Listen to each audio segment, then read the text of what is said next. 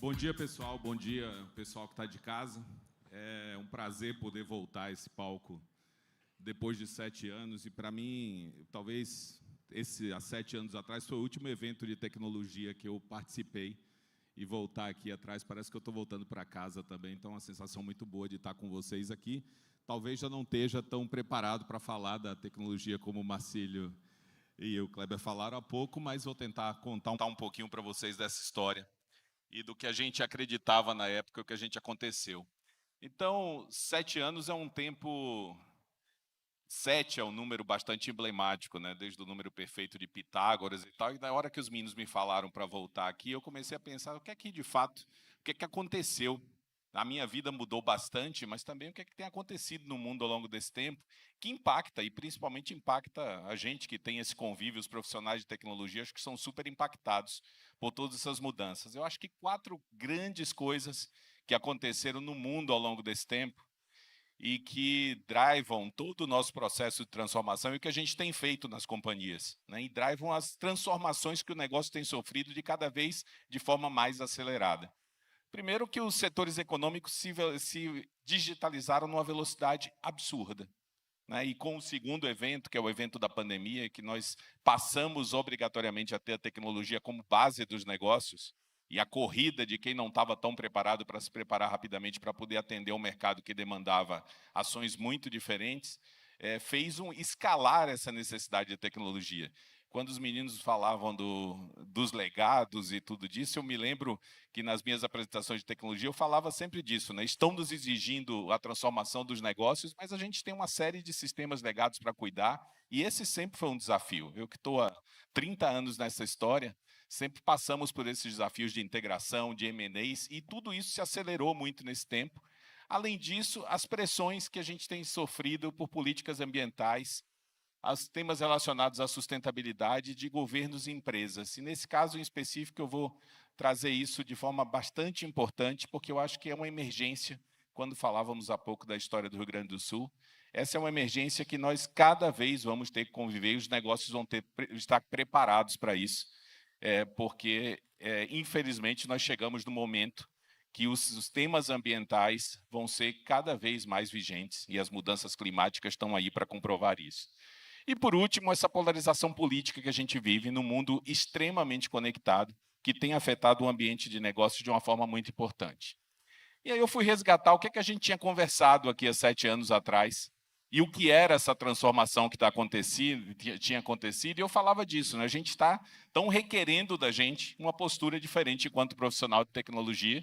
O nosso papel passa a ser impulsionar essa transformação digital que era emergente, que é emergente nas companhias, e com esses desafios, né? Flexibilidade, agilidade. A tecnologia e já era uma função muito importante na competitividade nas companhias, por isso que eu falava da produtividade e a competitividade, já que antes a tecnologia estava muito relacionada a ganho de produtividade e hoje em dia cada vez mais está relacionado a ganho de competitividade. Não tem como competir nesse mundo se a gente não estiver preparado de uma forma digital, com agilidade para atender os negócios. E por último, ser inovador, ser o negócio. E de fato é isso que eu acho que está acontecendo. E nós, profissionais de tecnologia, estamos cada vez mais preparados para assumir os negócios, e é sobre essa história que eu quero contar para vocês. Eu fiz uma carreira de 30 anos na área de tecnologia, sempre adorei escovar os bits e bytes, me lembro a gente falando lá, alguns anos atrás, sobre os desenhos, como a gente ia integrar os sistemas, os legados, e esse cenário foi se complexizando ao longo do tempo.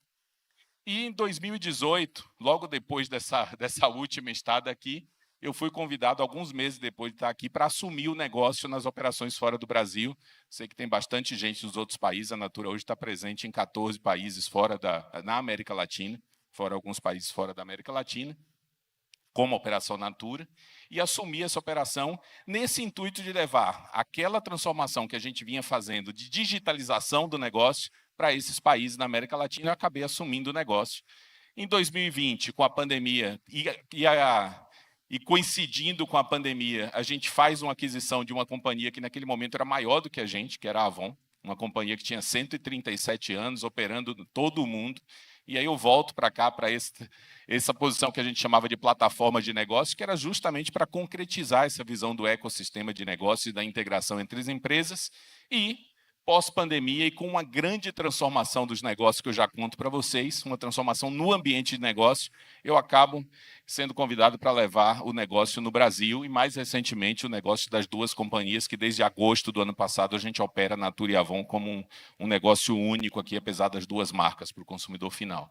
Então, essa foi uma transição que a tecnologia me deu ao longo desse tempo como presente, porque à medida que o negócio avançava e que o negócio se transformava efetivamente num negócio extremamente digital, a minha competência de tecnologia me levou para assumir o negócio, e eu acho que isso cada vez a gente vê mais acontecer. Mas a empresa também mudou nesse tempo, e algumas coisas eu trouxe para vocês aqui. A Natura, que naquela época, há 7 anos atrás, a gente era uma empresa que tinha quase 80% do faturamento concentrado no Brasil, em uma marca, que era a marca Natura, e em um único canal, ou na grande maioria dos negócios, num canal da venda direta, que é o canal das consultoras, que todo mundo conhece, está no nosso imaginário quando a gente fala de Natura e quando a gente fala de Avon. Hoje é uma empresa multinacional, a gente está ao redor do mundo com todas as marcas, mas na América Latina em muito mais países, e uma concentração de negócio muito menor. Já o Brasil representa menos de 50% dos negócios da companhia. É uma empresa que é multimarca, e eminentemente a gente já fundiu as grandes operações, e imagina a complexidade disso. O ano passado, nós em 6 meses, nós fizemos toda a fusão de uma operação, como eu disse para vocês, de uma empresa que tinha 137 anos de idade com uma que tem 55 anos. Então, quem já participou de algum processo de M&A e fusão entende a complexidade do que é um processo como esse. E multigeografia, uma empresa que está distribuída ao longo do mundo. E aqui trago os números. Hoje, naquela época, estávamos em 6 países, hoje estamos em 14 países da região. Então, praticamente todos os países da América Latina. 3 operações fora da América Latina, Estados Unidos, França e Malásia. Muito interessante, Estados Unidos e França a gente opera hoje eminentemente com e-commerce e em marketplace, com a marca. Está num modelo de negócio bastante diferente. 3,5 milhões de consultoras de beleza, juntando consultoras que eram Avon e Natura, já em vários países com isso consolidado, as consultoras tendo à disposição as várias marcas. 5 fábricas, 3 delas sendo uma operação integrada entre Natura e Avon, fábricas que já fabricam os 2 produtos. Naquela época tínhamos 2 fábricas no Brasil, e hoje temos fábricas expandidas pela América Latina. Temos mais de 1.000 lojas de varejo. Então, um negócio efetivamente multicanal. Hoje você encontra 1.000 lojas da Natura já, e num crescimento bastante grande. A cada 2 dias a gente abre uma loja nova na Natura no Brasil. Então, cada vez mais a gente vai ver essa presença no varejo, além de uma operação de e-commerce super importante para a gente hoje já em volume de negócio. 19 centros de distribuição, mais de 20 bi de receita líquida, e a sede administrativa segue sendo aqui em São Paulo. E aqui eu acho que a grande mudança que eu acho que direciona esse papel e o papel da tecnologia. Quando a gente teve o fenômeno quando a gente passou pelo processo da pandemia lá para 2020, o nosso setor, e eu acho que todo o setor de consumo, sofreu uma transformação abrupta. E o nosso negócio, para vocês terem uma ideia, era um negócio que a gente planejava mais ou menos há 100 dias antes da efetivação da venda, todo o processo de venda. A gente emite ainda, e emitia, mas era o único processo, uma revista de papel, que a gente distribui para esses 3,5 milhões de pessoas venderem os produtos.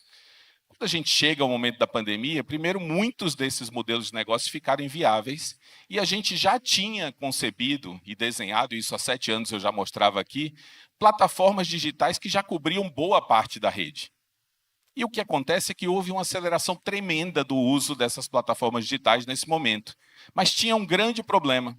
Os nossos negócios seguiam operando de forma muito analógica. Apesar da gente ter à disposição os instrumentos de comunicação, as aplicações, os contatos que as consultoras faziam conosco eram eminentemente digitais, as consultoras distribuindo conteúdo de forma absurda através do que a gente chama de social selling pelas redes, a gente continua operando nesse modelo de 110 dias antes, no planejamento, a distribuição, todo baseado num processo de muito longo prazo. E eu uso para orientar isso que a gente chama da pizza do modelo, a pizza de geração de valor, que a gente tem todos os elementos do processo da companhia companhia, dos processos de negócio, e a gente olhava isso muito do ponto de vista processual e isolado cada uma dessas partes do modelo. Então, sei lá, eu estava fazendo treinamento, eu estava olhando para crédito, eu estava olhando para comunicação, mas desassociados dessa jornada. E o próprio mercado de consumo se transformou completamente. Então, após o boom da pandemia, quando volta no ano seguinte, o varejo reabre, os outros canais reabrem, a gente começa a sentir que o negócio precisa se transformar absurdamente. E é nesse contexto que a gente vai para a operação do negócio e diz, olha, tudo aquilo que a gente aprendeu na tecnologia a respeito de agilidade, de uma forma de trabalho mais rápida, do uso dos dados, vamos tentar aplicar isso aqui ao negócio. E a gente faz uma transformação e a gente tira essa orientação de processos de negócio e faz uma orientação à jornada da consultora com uma mentalidade de growth.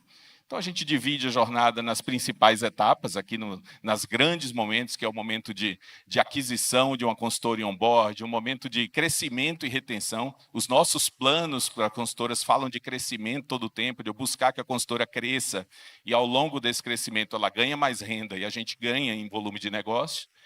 O sell-in, que é o processo, a hora da verdade, quando ela entra para fazer o pedido dela, quando ela resolve atender, e o sell-out, que é como ela ajuda ela a vender isso para os seus consumidores ao longo do tempo. E a gente começou a trabalhar nisso com muito dado, construindo os times e organizando, a organização está orientada a isso, com squads multidisciplinares, operando cada etapa desse do modelo. Isso deu para a gente uma mudança muito grande no mindset de negócio e na gestão de resultados. O que eu disse ao pessoal é que antigamente, quando a gente imprimia uma revista e algum item não era, sei lá, bem aceito, ou não era desejado pelo cliente, no final a gente não tinha muita ação para fazer. Hoje, diariamente, os times estão operando o negócio e conseguindo construir caminhos de resultado totalmente diferentes, tem trazido resultados bastante interessantes para a gente. Então, aplicando o que a gente aprendeu no uso da tecnologia ao negócio. E, óbvio, para isso tudo, tem que ter um background. Quando eu vejo os meninos contando das APIs e tal, tem que ter um background de tecnologia que suporte isso, nessa agilidade, nessa velocidade, senão nada disso funcionaria. Então, tecnologia, dados é fundamental para que essa história toda funcione, e é assim que a gente tem operado o negócio desde 2020, e essa mentalidade de growth é que tem permeado todo o negócio. E um fenômeno que tem acontecido muito, e principalmente nesse setor de cosméticos, é que o fenômeno dos influencers hoje tem uma afetação absurda nesse negócio. A gente tem vários e vários cases. Esse fim de semana apareceu um engraçadíssimo de uma menina que se pinta de batom da Avon, e o batom da Avon não sai, dura 24 horas, então a mãe desesperada nas redes sociais pedindo ajuda para tirar o batom. Isso gera um buzz e muitas vezes se reflete aqui instantaneamente em vendas. A gente tem um caso de um perfume que ficou super popular nas redes sociais ano passado e que ele explodiu em vendas, cresceu 1000%. E que a minha preparação de planejamento de longo prazo e fixo não tende a esse tipo de volume. Eu não teria como abarcar isso. E hoje a gente, dentro desse processo, a gente acolhe, monitora o que é que está rolando, o que é que está acontecendo, para que a gente possa reagir ao negócio. Então, uma mudança bastante grande na nossa forma de fazer negócio. Um bom exemplo disso, e o Kleber e o Marcílio falaram bastante de banking, é que dentro desse processo a gente tem uma série de outras oportunidades, e essa foi uma oportunidade que sempre pairou entre a gente e fazia parte do desenho do ecossistema, que era banking. E, de fato, na pandemia, isso se evidenciou também como uma grande necessidade, e as consultoras precisavam se bancarizar, a gente tinha um percentual de bancarização muito pequeno, e a gente conseguiu criar, e de verdade, não é... Em 3 meses, em 90 dias, a gente colocou uma operação bancária no ar, do que a gente chamava naquela época de Natura Pay, inicialmente para substituir os nossos acquires e os nossos gateways de pagamento, mas que tinha uma oportunidade tremenda e que a gente já tinha tentado fazer com parcerias com os grandes bancos, mas o que acontecia é que o nosso interesse é bastante diferente dos grandes players. O nosso interesse aqui era maximizar a renda, a educação financeira, a inclusão financeira das consultoras, para que a gente visse o negócio dela crescer e, consequentemente, o nosso negócio de cosméticos, e não ganhar dinheiro somente com o negócio financeiro. Obviamente, o negócio financeiro também gera valor aqui na ponta. E olha só o que isso já virou, né? Hoje eu tenho 848 mil contas ativas nesse banco. é uma entidade hoje regulada no Banco Central, fomos construindo ao longo do tempo uma empresa separada, como tem que ser, uma empresa financeira. 100% das nossas lojas usam as ferramentas e 60% das franquias, e tem 40 bi de TPV. 40 bi de TPV é bem mais do que vários bancos digitais têm hoje. A gente tem aqui, porque circula aqui toda a nossa relação financeira com a consultora e das consultoras com os clientes dela, em grande parte. E as consultoras que usam são 30% menos inadimplentes e são 10% mais produtivas pelo uso das ferramentas. Porque eu consigo fazer uma gestão financeira, eu consigo fazer educação financeira para elas, o que tem um impacto muito positivo no negócio. E só lembrando, esse era um dos desenhos da apresentação passada do nosso sonho, do sonho de construir essa cadeia, de um ecossistema, das nossas soluções digitais que já existiam em uma escala menor de uso e que foi se concretizando ao longo do tempo e se transformando no que a gente chama do nosso ecossistema, que é um ecossistema, obviamente, que está centrado nas nossas marcas de beleza, mas que incorpora hoje uma série de ferramentas, uma série de sistemas, de aplicações no entorno disso, para que possa sempre voltado para maximizar o valor do negócio, para olhar para as nossas consultoras e para os nossos consumidores, obviamente, porque boa parte do nosso negócio hoje é direto para o consumidor, quer seja nas lojas, quer seja no e-commerce, que é um negócio bastante importante para a gente hoje em volume, que vai entregando valor nesse grande ecossistema conectado, e vocês imaginam a necessidade de tecnologia que a gente tem por trás dessa história, para que essa história funcione. E aí, quando eu pensei nisso, eu disse assim, cara, eu posso fazer tique em várias coisas dessas aqui do que eu tinha falado nos desafios. E quais são os desafios daqui para frente, quando a gente pensa nesse mundo que a tecnologia, a digitalização já está, que obviamente a gente, enquanto as áreas de tecnologias da companhia, segue com os grandes desafios de conectividade, de manter os legados funcionando, mas eu acho que tem um fator hoje fundamental no que a gente vai fazer. Dada a interconexão que a gente tem entre sistemas, entre negócios e no mundo, e a Natura tem a beleza de, na Natura, nós não temos missão, visão, valores, mas a gente tem algumas crenças. Não é assim que a gente se expressa quantas coisas que essa empresa acredita. E a primeira crença é uma crença que fala de interdependência. Fala que o mundo é um encadeamento de relações e que tudo é interdependente. E eu acho que a gente está vivendo isso numa escala tremenda, né? Quando a gente fala do cenário de negócio global, quando a gente fala do que está acontecendo no mundo, desde as inúmeras guerras que tem e como isso nos afeta, ou desde que a gente fala que o desmatamento da Amazônia causa uma crise climática, que causa um desastre no Rio Grande do Sul, como a gente está vivendo, a gente lembra dessa interconectividade, de como manejar esse mundo que está totalmente conectado. E eu me lembro que há muitos anos atrás, enquanto tecnologia, eu dizia, um dia desse a gente vai ter um problema na folha de pagamento e vai parar o billing do faturamento para clientes. E é isso que a gente tem feito ao longo do tempo conectado. E para isso, eu acho que tem uma demanda dos desafios de hoje, o maior desafio que a gente tem é ter pensamento sistêmico. Olhar para esse impacto do que a gente faz, e não só no pedaço pontual do que a gente está construindo, mas olhar esse impacto no todo, nas nossas empresas, no mundo, em tudo que a gente está construindo hoje, está extremamente conectado. A gente, semana passada, no período da enchente, nós temos um centro de distribuição em Canoas, temos uma presença importante no estado, e a gente tem um outro centro de distribuição no Nordeste, que parou de faturar naquele dia, e a gente descobriu porque tinha uma dependência de algum servidor, ou um servidor da Cefaz que estava no Rio Grande do Sul. E como situações como essa de interconectividade a gente vai viver o tempo todo, mas não só nesse âmbito, no âmbito sistêmico do mundo em que a gente vive. Dessa necessidade da gente olhar como um todo e não olhar mais no aspecto pontual das nossas empresas, da gente como indivíduo, eu acho que é o grande desafio no mundo onde a inteligência artificial vai fazer boa parte do trabalho, que a gente possa, como seres humanos, olhar esse todo sistêmico em que a gente vive. E aqui eu trago uma dessas visões, porque quando a gente fala da tecnologia, do uso da consultora, da renda, há um tempo, há 10 anos atrás, a gente se fazia uma pergunta dizendo, será que realmente a gente está melhorando a vida das pessoas de forma sistêmica, com tudo que a gente está fazendo, com todo o processo de digitalização, tudo que a gente está entregando? E para isso a gente fez um trabalho baseado no IDH da ONU, que tem 4 pilares, que fala de saúde, conhecimento, trabalho e cidadania, a gente resolveu construir um proxy para começar a medir isso na vida das consultoras. E a gente mede isso a cada 2 anos, esse é um dos anos de medida, a última vez que a gente mediu foi em 22, que a gente divulgou em 23. E olha a curva, desde que a gente começou a medir, olha a curva que a gente vem fazendo ao longo do tempo. 2017 é justamente aquele momento que a gente contava aqui sobre esse processo de evolução, e tem alguns dados muito interessantes da gente ver como a tecnologia e como a digitalização não só gerou mais resultados no negócio, mas afetou positivamente a vida dessas pessoas.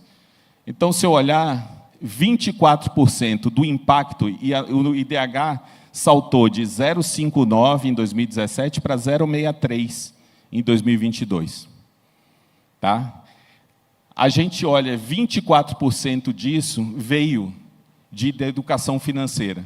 E lembra lá, eu falava da iniciativa do banco, ele está totalmente baseado em educação financeira, não só em transação.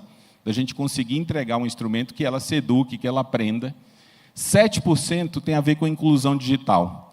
Abrir a porta para ela para entrar nesse mundo de aprendizado, de educação, de ter acesso a mais conteúdo, a gente usa isso para disseminar conteúdo. 34% dos ganhos da consultoria, a consultoria representa 34% da renda familiar da consultora, da renda do todo, então é um impacto muito importante na vida dela.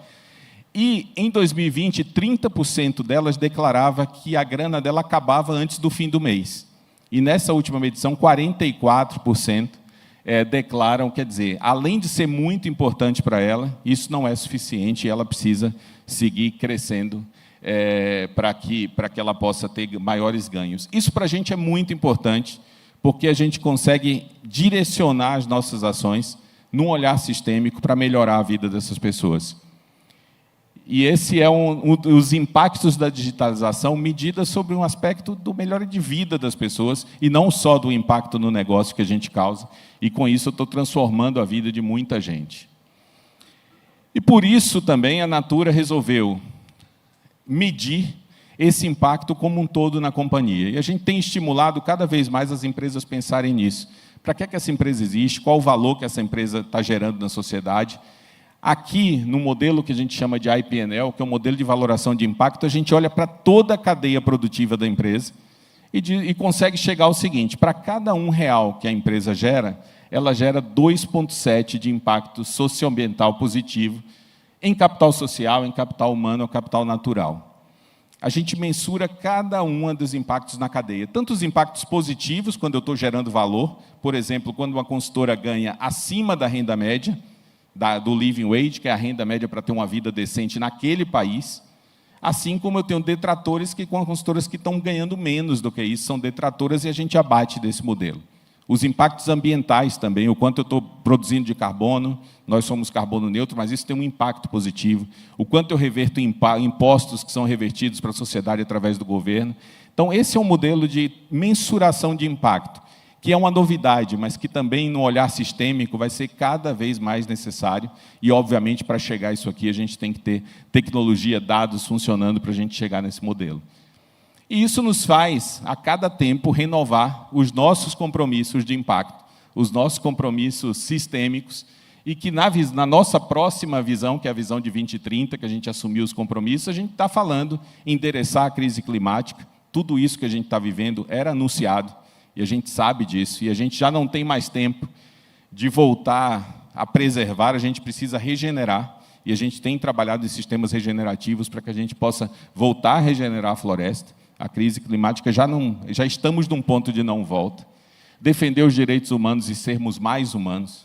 No mundo onde a gente fala hoje a gente questiona qual é o nosso papel diante da tecnologia, diante da inteligência artificial. Isso é cada vez mais importante, olhar para as nossas pessoas, olhar para as intolerâncias e infrações de direitos humanos, olhar para a nossa rede e comunidades. E, por último, abraçar a circularidade e regeneração, e aqui a gente tem trabalhado a nossa inovação, que a gente chama de inovação regenerativa, cada vez mais para produzir produtos que gerem esse modelo. Acabamos de lançar um produto, um hidratante, que você dilui uma quantidade muito pequena em casa, você faz o seu hidratante em casa, não precisa transportar água. Temos a linha de sabonete, shampoos, que são zero resíduo depois do uso. Então, uma série de inovações que estão nascendo para isso. Mas, para fechar essa conversa, uma das coisas que, quando a gente fala de impacto sistêmico, uma das coisas que mais me tocou desde que eu aprendi sobre esse negócio e estou perto desse negócio, em 2018, eu estive na Amazônia e visitei o Vanildo.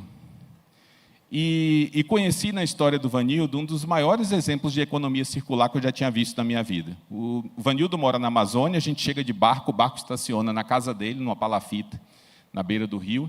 E esse é o quintal do Vanildo. Ele tem uma série de árvores e que, ao longo do tempo, a gente foi desenvolvendo tecnologia e educando as pessoas para que as pessoas pudessem entender que, preservando a floresta, ele tinha mais resultado do que desmatando.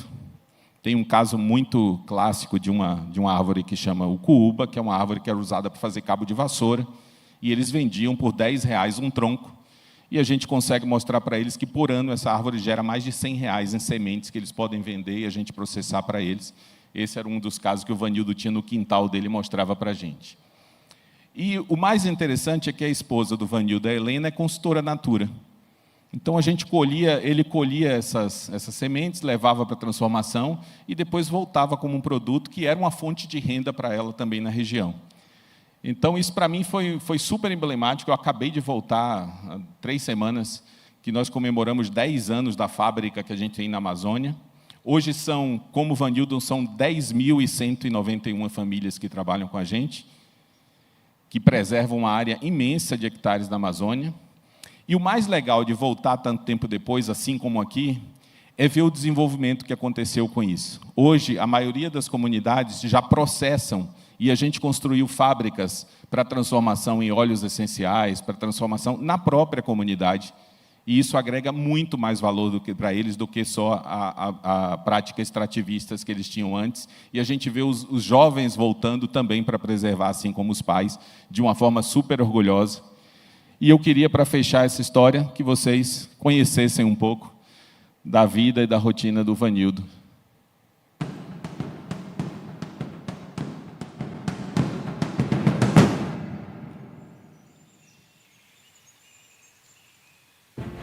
A floresta, para mim, é um meio de sobrevivência, é o lugar onde a gente mora, e daí também tira parte do sustento de nossas famílias.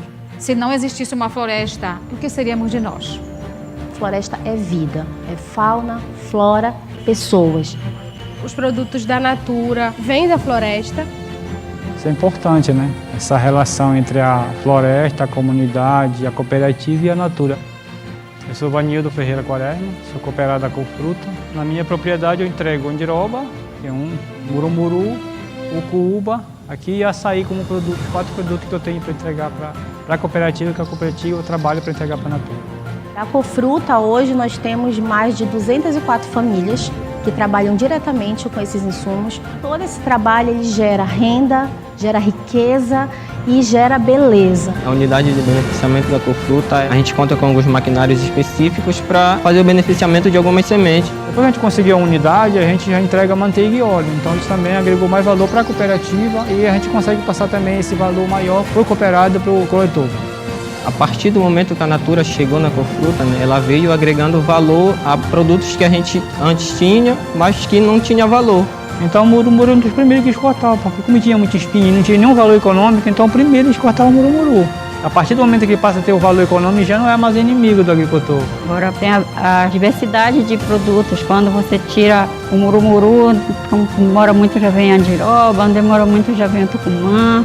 Eu consigo comercializar, vender meus produtos para a cooperativa, os produtos que eu tenho da floresta, as sementes. Aí a cooperativa transforma isso em óleos e manteiga, vende para a Natura. Esse produto meu vai para o produto que a Natura produz, volta para minha esposa e para minha filha, que são vendedoras de produto, e às vezes vende para mim ainda que consumo. Antes de ser Natura, a gente tinha outro conhecimento, a gente já prevenia, já protegia, já preservava, mas não tanto quanto depois que a gente passa a ser uma consultora Natura, né? Que a gente vai aprendendo a cada dia o valor que a natureza tem para nós. A gente percebe que é uma empresa que dá valor aos produtos e, dando valor aos produtos, dá valor também para os agricultores. Então é uma forma da gente ver o que vai daqui voltar para cá. Um conhecimento, que eu trabalho com isso, que o papai trabalha com isso, E trabalhar com isso é muito gratificante para mim. Não só para mim, quanto para nossa família também. Quando eu enxergo, que a gente abre a caixa, que a gente vê os produtos, aí a gente olha e diz assim, nossa, é o retorno da nossa fruta que foi daqui. É um sentimento muito gratificante, né? De dizer assim, eu contribuí para que isto estivesse chegando para mim de volta. Com o meu trabalho, eu consigo escrever o futuro da floresta e o meu futuro também. Eu fico feliz, né, de eu sentir que o meu produto vai para lá e volta para cá. Meu sonho, já estou realizando uma parte.